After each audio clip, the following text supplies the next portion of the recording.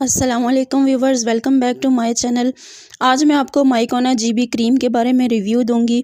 ये cream basically velar अल हमीद या velar की प्रोडक्शन है या ब्रांड है।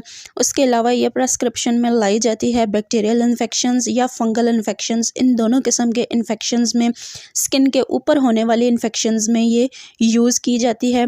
इसके अंदर पाए जाने वाले जो इसके कंपोनेंट्स हैं या इंग्रेडिएंट्स हैं, उसमें बीटामेथाजोन है, वोलिरेट इसमें पाया जाता है, टॉपिकल जेंटामाइसिन पाया जाता है, मिकोनाजोल इसमें पाया जाता है।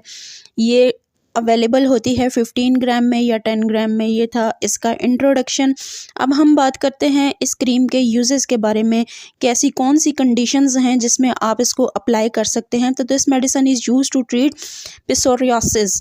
ये एक ऐसी कंडीशन होती है जिसमें स्किन डिजीज़ेज़ ज़्यादा होती हैं या स्किन जो है वो रेड हो जाती है, इची हो जाती है, यानी कि ख़ारिश होती है, या स्केली पैचेस उसके ऊपर पड़ जाते हैं। उसके अलावा आप इसको लाइकन सिम्प्लेक्स में यूज़ कर सकते हैं जिसमें ड्राई पैच पड़ते हैं स्किन के ऊपर।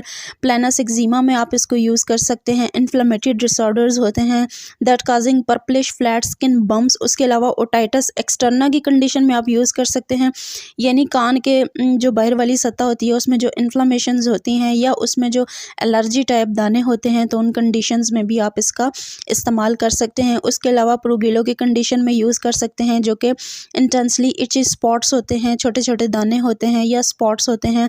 उसके अलावा सीबोरिक डर्मेटाइटिस की आप कंडीशन में इसको इस्तेमाल कर सकते हैं, और जिसमें कि ज़्यादातर एलर्जिक कंडीशंस होती हैं और अफेक्ट करता है वो आपके स्काल्प को। उसके अलावा red itchy rash due to allergy, इस तरह की कंडीशन में भी आप इसको इस्तेमाल कर सकते हैं। स्किन लेयन और defect of the scalp and severe dandruff जब हो जाता है स्किन के ऊपर या बालों के ऊपर, सर के बालों के अंदरूनी जो सतह होती है उसके अंदर भी अगर डैंड्रफ हो तब भी आप इसका इस्तेमाल कर सकते हैं। यानी ओवरऑल अगर इस क्रीम के बारे में बात की जाए तो आपकी स्किन पे होने वाले दाने, झुर्रियाँ, खारिश, उसके अलावा तिल, या उसके अलावा आपके स्किन पे अगर वाइट रिंकल्स बन जाते हैं या पर्पल रिंकल्स बन जाते हैं या ब्लैक रिंकल्स बन जाते हैं या आपकी स्किन पे धब्बे बन जाते हैं या पैच बन जाते हैं, जिस तरह का भी फंगल या बैक्टीरियल इन्फेक्शन आपकी स्किन पे हो, तो उस कंडीशन में आप इस क्रीम को अप्लाई कर सकते हैं।